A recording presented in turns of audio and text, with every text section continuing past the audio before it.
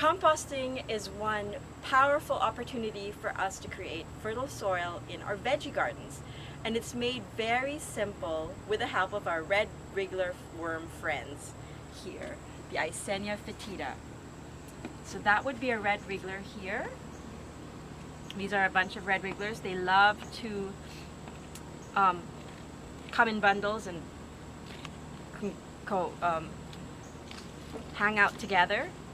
And even in a small bin like this, where you can see this is day 5 of them after having arrived in the mail, if you choose to purchase them, if you don't have any friends with red wrigglers that can give them to you, and you purchase them from Uncle Jim's worm farm or wherever it may be. Even here, day 5, they will love to thrive in an environment that has a neutral pH, and that is achieved by making sure that your carbon to nitrogen ratio, even in a compost bin as small as this, is balanced. So what C to N ratio do we try to aim for? So for me, it's 4:1. Some people say 3:1. And that's basically 1/4 of my bin is made of scraps. Only 1/4 of it is the foodstuffs, and 3/4 of it is carbon. So that could be soil, that could be paper. So all of this shredded paper comes from our shredder. So when the kids come home with their many papers from school, or if we have junk mail, we try to shred them and put that junk mail back into the soil, back into here. And now this kind of paper, this has the danger that's not shredded of being matted and making the bin just more acidic, I guess, in case the worms don't eat through it.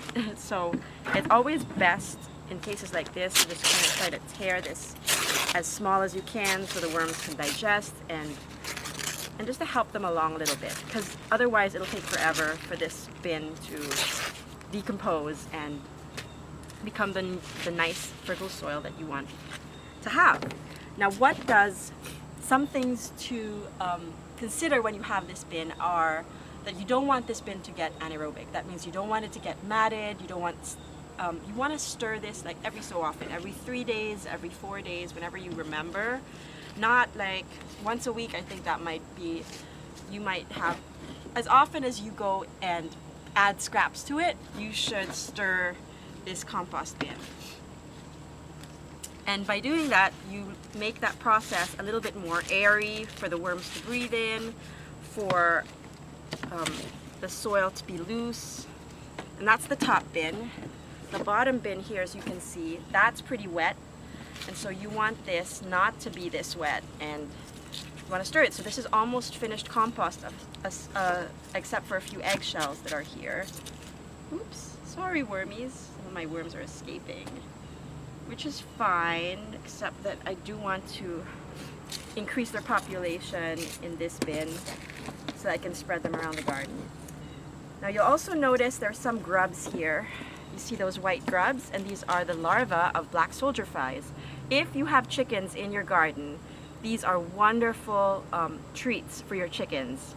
And if you do not, they are really fast eaters, and they will eat through citrus, which you're not supposed to put in this worm bin if you have red wrigglers, but I've seen accidentally put some in, and they will just eat through that citrus fine and dandy, whereas the red wrigglers will die off if they even touch the citrus.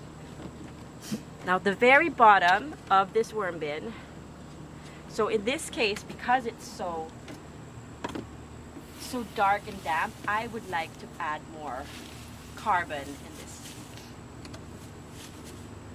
When you add coffee grounds, that's also adding carbon, but I just want to decrease the wetness a little bit of this and make sure that things do not turn anaerobic.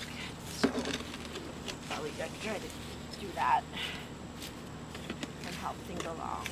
So this is where I would later on incorporate more of this paper that comes from the shredder. So see how they like to hang out together in clumps, just like being with their friends.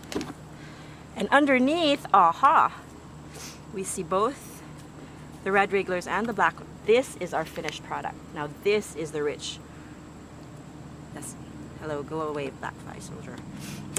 This is the red, this is the rich soil that will be just a gold mine for your garden. So you can immediately add this to your potting trays and try to work them in. So when you put them in, try to spread them out as best you can. Oops. Now, because these guys have these mealworms, I don't want to bring that tray into the house and have more flies, so I'm just going to remove these mealworms. But